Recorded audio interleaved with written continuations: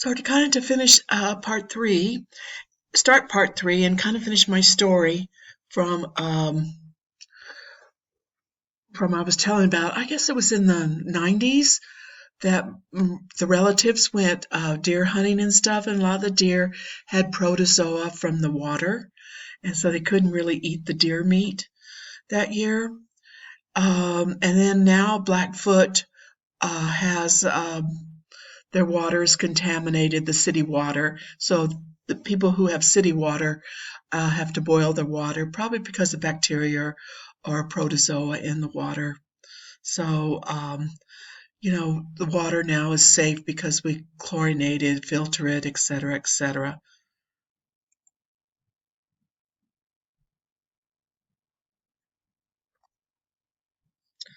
So that's why we chlorinate our water and cook our meat, and we have meat inspectors and pork inspectors and chicken inspectors to keep our food safe. So types of T cells for cell-mediated immunity, you got your helpers and you got your cytotoxic T cells. So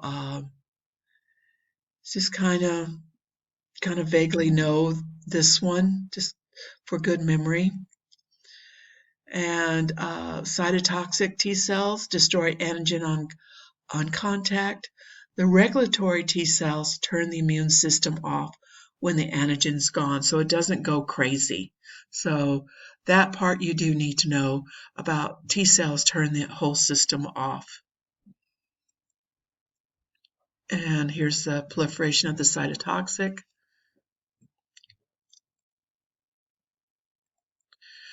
So the types of adaptive immunity, we've talked a little bit about it earlier, also called naturally acquired immunity.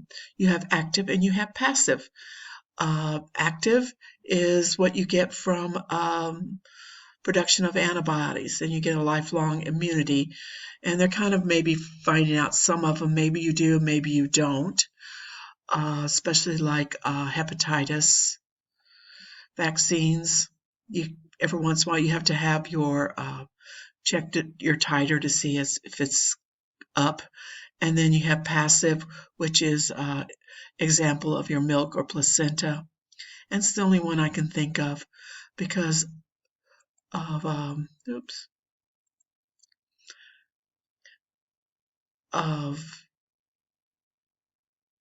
of the example, the passive example. Active you usually get from vaccines. It could be killed live or inactivated. Passive is another antibody from persons or animal, and that's from insulin years ago. Like when I first started nursing in the 70s, we used pork insulin from a pig, and people developed these antibodies, and they kept having the reactions. So that's why the insulins are like they are today. They're man-made kind of things, so you don't have antibodies develop, or nor do you have to antigens. So now they're more effective than they were in the 70s and 80s. I guess in the late 80s they turned into man-made, pharmaceutical, whatever you want to call it. So here's the different ways, an important slide. And thank you very much.